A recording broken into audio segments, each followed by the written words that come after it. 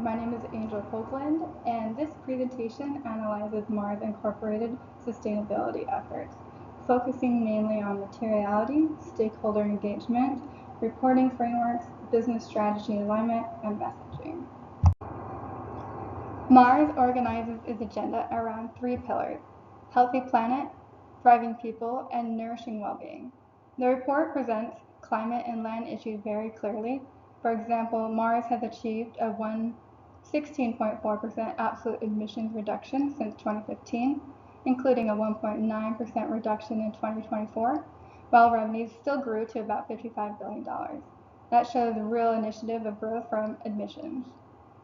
But when it comes to social outcomes like living income for cacao farmers or child labor risks, the reporting is much thinner. Programs like the LEAP initiative exist, but Mars doesn't disclose outcome-based results, such as the percentage of households actually reaching a living income. Packaging is another area with mixed progress. In 2024, 64% of packaging was designed for recyclability and 7% used post-consumer recycled content. Still, Mars admits it's off track to meet its 2025 packaging goals. And in pet care, like Pedigree, Whiskas, and Royal Canine, protein sourcing remains a challenge. Mars had made progress on fish sourcing, but gives less detail than peers like Nestle Purina. The new $47 million Moving Dairy Forward plan is a step towards tackling methane emissions in both pet food and in chocolate. So who does this Mars target in this report? Key stakeholders include farmers across cacao, dairy, and poultry and fish, retailers and regulators, especially in the EU, consumers, both pet parents and chocolate buyers, veterinary and professionals in Mars Pet Care Network, and advocacy groups concerned with child labor, deforestation, and packaging. Mars connects these priorities through programs like the LEAP Farmer Income Program, Child Labor Monitoring, Climate Smart Agricultural Pilots, and Packaging Redesign. At the leadership level, the CEO and sustainability executives are visible, and about 20% of senior executives' pay is tied to sustainability income.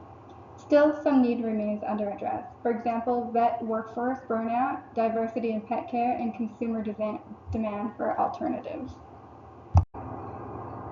On frameworks, Mars cites CDP and shows partial alignment with TCFD. LRQA provides external assurance from climate and emissions data.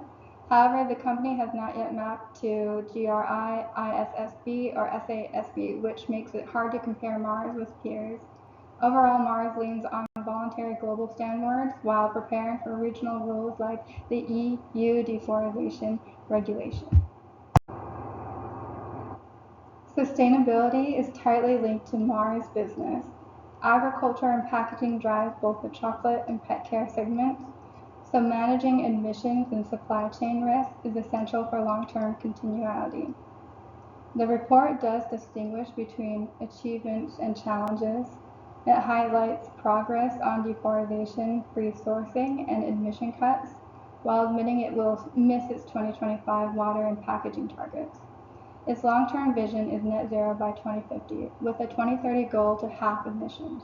That's credible, but it needs more ingredient-specific roadmaps, especially for cacao, beef, poultry, and fish. Mars strikes a balance between celebrating wins and admitting setbacks. It's compelling to see emissions reductions despite revenue growth, and pilots like Climate Smart Agricultural in 29 countries. Linking executives' pay to climate outcome also adds credibility. But at the same time, the reporting feels vague on cacao, human rights, alternative proteins, and the reality of recycling at the country level. These are areas where transparency would help. So here are my priority recommendations for Mars.